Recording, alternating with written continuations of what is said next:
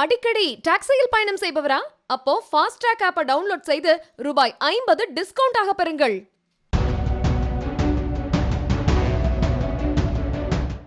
காதலியிடம் பேசவிடாமல் தடுத்த அண்ணனை இன்ஸ்டாகிராமில் பெண் போல் ஃபேக் ஐடி தொடங்கி தன் காதல் வலையில் வீழ்த்திய காதலன் நூதன முறையில் பழிவாங்கிய சம்பவம் சேலத்தில் அரங்கேறியுள்ளது.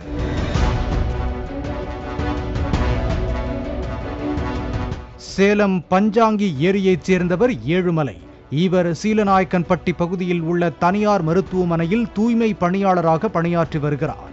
அதே மருத்துவமனையில் பணியாற்றி வந்த இளம் பெண்ணும் ஏழுமலையும் காதலித்து வந்தனர். ஒரு கட்டத்தில் ஏழுமலையின் நடவடிக்கை சரியில்லாததால் அவரிடம் அந்த பெண் பேச மறுத்துவிட்டார். இருப்பினும் அந்த பெண்ணிடம் ஏழுமலை பேச முயன்றுள்ளார். இதனை அறிந்த அந்த பெண்ணின் சகோதரர் பிரகாஷ் ராஜ் ஏழுமலையை கண்டித்துள்ளார். இந்நிலையில் அம்மாப்பேட்டை பகுதியில் உள்ள அப்பெண்ணின் அண்ணன் பிரகாஷ் ராஜின் இருசக்கர வாகனம் நள்ளிரவில் தீ வைத்து எரிக்கப்பட்டுள்ளது.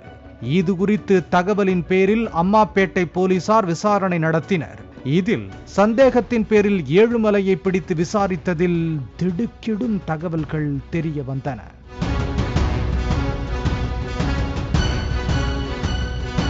தான் காதலித்த பெண்ணிடம் பேசவிடாமல் தடுத்த அண்ணனை பழி தீர்க்க நினைத்த ஏழுமலை இன்ஸ்டாகிராமில் ஃபேக் ஐடி தொடங்கி பிரகாஷ் ராஜிடம் பெண் போல் பேசி காதல் வலையில் சிக்க வைத்துள்ளார். பின்னர் பிரகாஷ் ராஜிடம் செல்போன் எண்ணை பெற்று ஃபேக் ஐடியின் அண்ணன் பேசுவதாக தன்னை மிரட்டியதைப் போலவே தன் தம்பியை வைத்து பிரகாஷ் ராஜை மிரட்டியுள்ளார் ஏழுமலை.